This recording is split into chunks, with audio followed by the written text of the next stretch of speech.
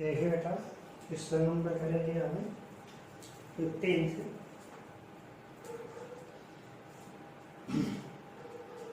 Some of the sum of 5th and 7th term of AP, terms of AP is 52 and 10th term is 46. Find AP. AP निकाल। ये बेटा question में लिखा हुआ है sum of the 5th and 7th term, इन दोनों टर्मों का सम कितना है आपके पास? 52 है बेटा। क्वेश्चन के अकॉर्डिंग देखें तो 5th और 7th टर्म यानी कि सॉल्यूशन लिखें इसका तो 5th प्लस 7th A7 कितने के इक्वल है? 52 के इक्वल है।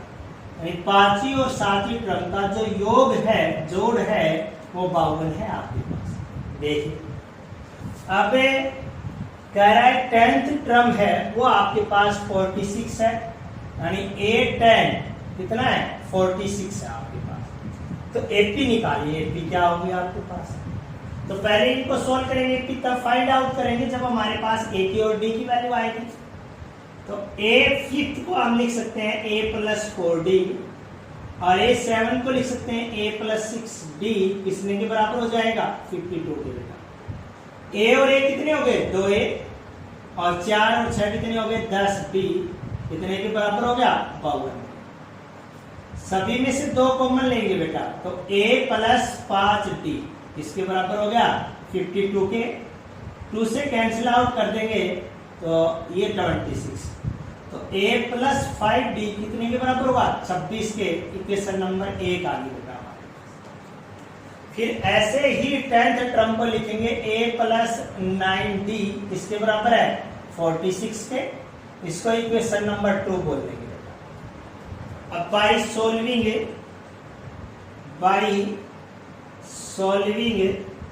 इक्वेशन 1 एंड इक्वेशन 2, 1 को और 2 को सॉल्व करने पर A प्लस 5D कितने के बराबर है? 26 के। और A प्लस 9D कितने के बराबर है? 46 के। सब्ट्रैक्ट कर देंगे बेटा, हम घटा कर देंगे।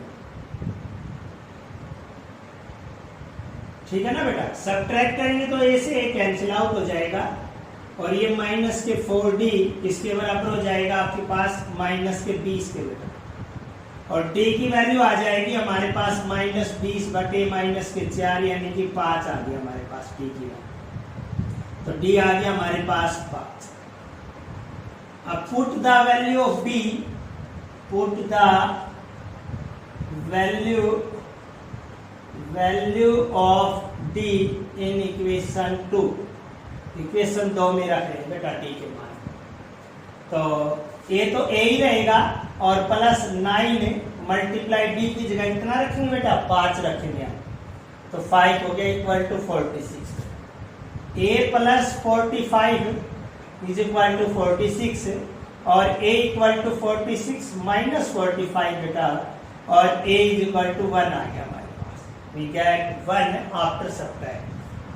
तो A की वैल्यू होगी हमारे पास, D की वैल्यू होगी। हमें फाइंड करनी थी AP। तो AP को कैसे लिखेंगे? A plus D, A plus 2D, A plus 3D बेटा डॉट डॉट डॉट डॉट इस प्रकार चलता रहे। A की वैल्यू कितनी है बेटा हमारे पास? 1, कॉमा लगा के D की वैल्यू 5 है। A प्लस D, फिर A प्लस 2D, फिर A प्लस 3D और कॉमा लगा के डॉट डॉट। अब A1 हो गया, ये कितने हो गए? 6 हो गए। ये कितने हो गए बेटा? A की वैल्यू 1 थी, 1 रखनी थी, हमने A ही रख दिया। अब ये 1 प्लस 10 हो गया और ये 1 प्लस 15 हो गया और कॉमा डॉट डॉट इस प्रकार से। ये हमारे पास 1, ये 6, ये बेटा 11 और ये 16 और ये डॉट डॉट, ये हमारी क्या आ गई बेटा? AP आ गई। ये आ गई 80। तो ये हमारा क्या है 800। ये क्वेश्चन आपका 15 का हो गया। अब क्वेश्चन नंबर 16 देखिए क्या है, देखिए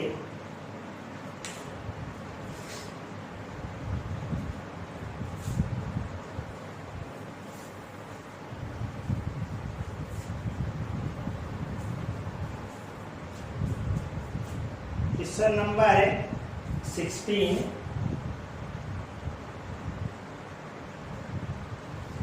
an AP consists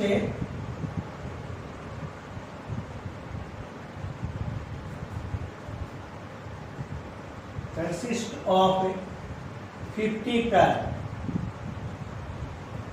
50 टर्म है एपी के अंदर, of which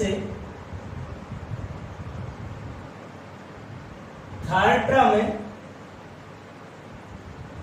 12 and last term है 106 है। Find 29th term.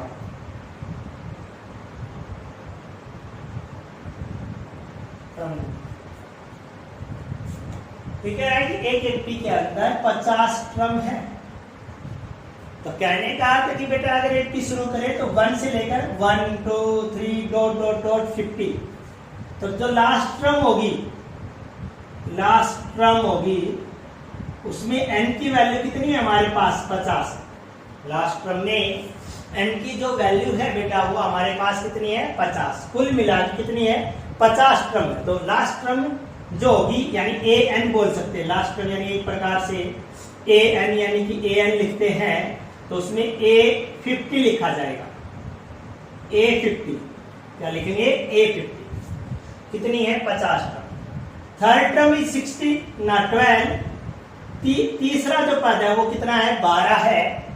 और लास्ट टर्म देखो बेटा, लास्ट टर्म एक 106, तो लास्ट टर्म का मतलब क्या हुआ कि ए 50 है, वो हमारे पास कितना है 106। ए 50 कितना है 106। तो 29th टर्म बताए, 29वीं टर्म बताए क्या होगी हमारे पास। तो 29वीं टर्म निकालने के लिए बेटा हम क्या करेंगे, देखिए सॉल्यूशन। सबसे पहले आओ थर्ड टर्म, तो ए थर्ड कितना है हमारे पास 12, तो कैसे लिखेंगे a प्लस 2d कितने के बराबर 12 के, इक्वेशन 1 बोलते हैं। अब इसने कहा लास्ट टर्म का मतलब क्या हुआ बेटा ए एन 106। एन की वैल्यू एपी के अंदर टोटल कितनी टर्म है 50 टर्म है, तो एन की वैल्यू कितनी होगी 50। तो ए 50 हमारे पास कितनी है 106, तो a प्लस 49 कितने के बराबर होगा 106 के, इक्वेशन नंबर 2 होगी बेटा।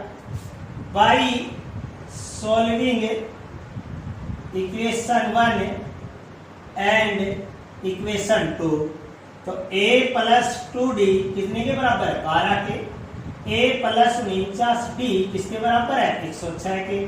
सब्ट्रैक्ट कर दिया बेटा, a से a कैंसिल, 49 में से 2 सब्ट्रैक्ट करेंगे बेटा, तो कितने बच गए आपके पास 47 माइनस के बेटा, और 106 12 लेस करेंगे, 12 घटा रहे बेटा हमें, तो यहाँ कितने बच गए 4 है, और यहाँ कितने हो गए बेटा हमारे पास 9 ना, 8 10 है, तो यहाँ कितने हो गए 9 बेटा।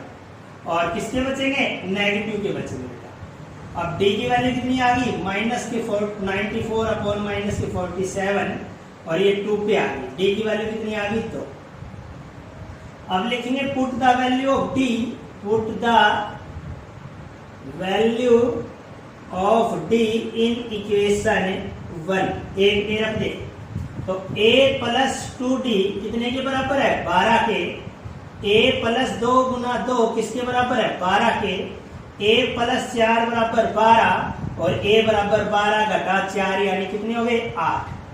तो a की वैल्यू कितनी आ गई बेटा हमारे पास, a की वैल्यू आ गई 8। a हो गया, d हो गया, हमारे पास क्या निकालना है a29 बताएं क्या आएगी। तो a29 निकालना है, तो a29 को क्या लिखेंगे a प्लस 28d, तो a की वैल्यू कितनी है बेटा 8 प्लस 28 गुना d की वैल्यू कितनी है 2, और ये 8 प्लस 16 5 आपके पास है, और ये कितने आ गए 14, और ये 5 6 64 आपका आंसर आ गया। तो A29 जो टर्म आई वो कितनी होगी बेटा हमारे पास 64 होगी। ये क्वेश्चन नंबर हमारा 16 हो गया। अब क्वेश्चन नंबर आ जाए बेटा आप 17 में। देखिए 17 क्या है।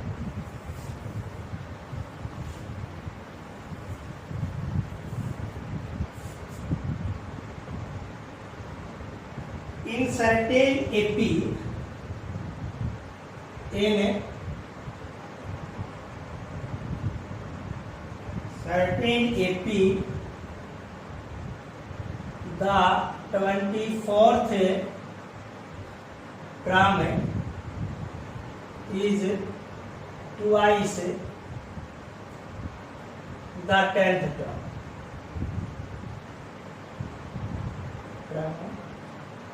Prove that 72 second term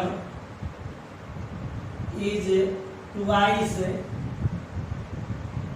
the 34th term. ये हमें प्रूव करना है। ये कह रहा है कि बेटा आपके पास कोई सर्टेन एपी है, उसके अंदर 24वीं टर्म है, दो गुनी है, यानी 24वीं टर्म है वो ट्वाइस का मतलब दो गुना। कितना? दो गुना किसका? 10th term. ये गिवन आपके पास, तो आप प्रूव कीजिए।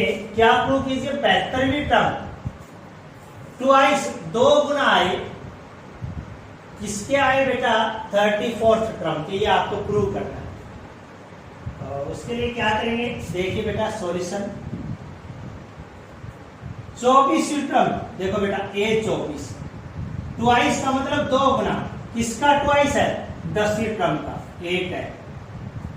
अब बेटा A24 को क्या लिखेंगे? A प्लस 23D, A कम करके, और 2 इंटू A प्लस 9D। ये बेटा जो कम करके लिख रहे हैं वो फॉर्मूला लगा रहे हैं हम। यहाँ पे फॉर्मूला लगा रहे हैं A n का A plus n minus 1 into D. तो ये लगा के भी कर सकते हैं आप। n कितना है हमारे पास? 10 है, तो 10 घटा A कितना हो जाएगा? 9D आ जाएगा आपके पास। तो ये क्या आ गया बेटा? A plus 23D is equal to 2A plus 18D। अब बेटा इन सभी को इधर ले आए, तो A plus 23D minus 2A minus के 18D किसके बराबर हो गया? 0। अब माइनस के A और 23 के कितने बच गए? 5, तो प्लस के 5D किसके बराबर हो गया बेटा? 0 के। ठीक है ना? तो माइनस A बराबर माइनस के 5D भी लिख सकते हैं बेटा, इसको उधर भेज देंगे। और A की वैल्यू कितनी आ गई? 5D, ये भी लिख सकते हैं। हो गया? अब देखो बेटा क्या करना आगे। ये कह रहा है कि 72वीं टर्म A72 प्रूव करना है। A72 is equal to time किसका? 34 का, 2 टाइम A34। A34 हमें लेके आना है। तो बेटा इसको प्रूव करेंगे तो A72 को क्या लिखेंगे? A प्लस 71D और 2 इंटू A प्लस 33D लिखेंगे इसको बेटा। ठीक है? अब इसको A प्लस 71D रहने दे, या फिर ऐसा कर लें। देखिए A की वैल्यू पुट कर दे, पुट वैल्यू ऑफ A। ठीक है ना? तो A की वैल्यू पुट करेंगे, A is equal to 5D। तो A की जगह A की वैल्यू कितनी रखेंगे? 5D plus 71D is equal to 2 into A की जगह A की वैल्यू 5D प्लस 33D, और ये हो गया आपके पास। ये बेटा 76D is equal to 2 into ये आपके पास कितने हो जाएंगे? 38D और 76D is equal to 76D। Left hand side बेटा बराबर होगी हमारे पास राइट हैंड साइड। इसका मतलब क्या हुआ? जो हमें प्रूव करना था A72 is equal to 2 time of A34, वो क्या हो गया हमारा, प्रूव हो गया। क्या हो गया, प्रूव हो गया। ठीक है ना, कि अगर लेफ्ट राइट के बराबर हो जाती है तो हमारा क्वेश्चन क्या हो गया, प्रूव हो गया।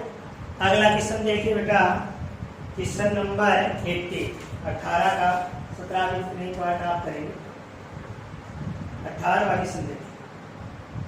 10th term of from the end of 80 is its 11th term of the beginning and its value is 55 है। बेटा इससे पहले सीरीज देखिए बेटा, 17 का क्वेश्चन नंबर 3 देखिए पहले। क्वेश्चन नंबर 3 17 का एक बार 3rd क्वेश्चन देखिए, फिर करवाते हैं 18th क्वेश्चन। बेटा इंपॉर्टेंट, पहले 3rd पार्ट देखिए। Which term of AP, which term of AP, AP का कौन सा मान है, 3, 5, 15, 27 और 39 ... will be 132 more than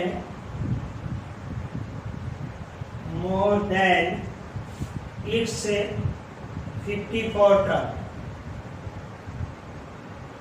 बेटा ये पेपर में आ चुका है और कई बार आ चुका है, 2010 में भी आया है, उसके बाद भी आ चुका है, तो अच्छा क्वेश्चन है, पहले यही करें।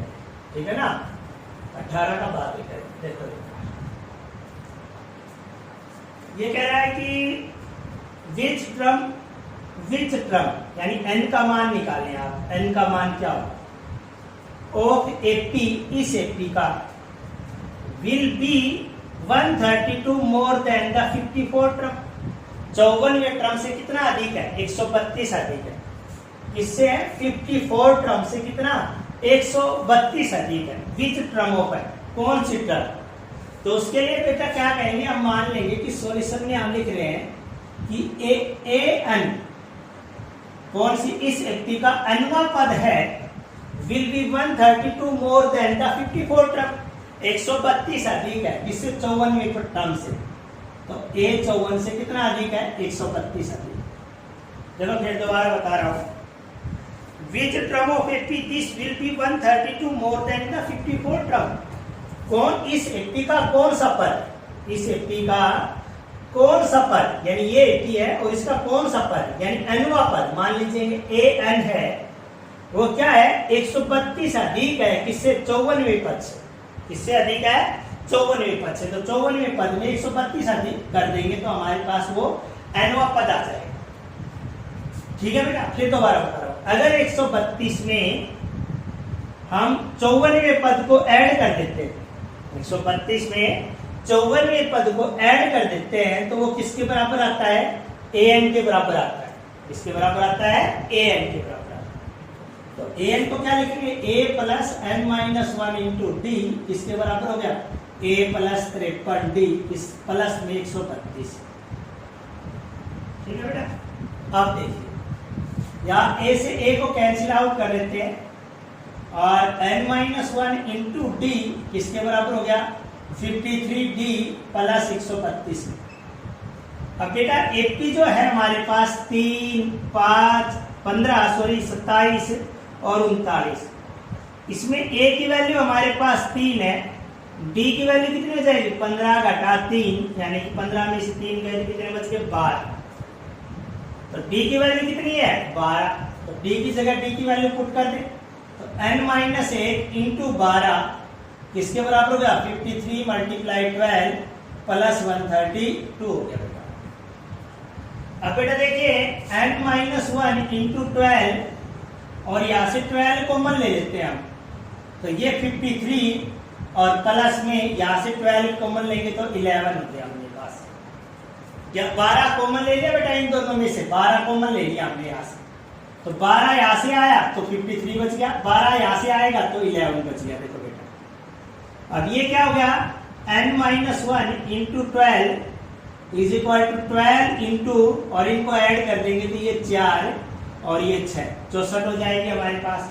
देखो अब 12 से 12 कैंसिल हो गया बेटा, n माइनस 1 किसके बराबर हो गया 64 के, और n की वैल्यू कितनी होगी 64 प्लस 1, और n इज इक्वल टू कितना हो गया 65।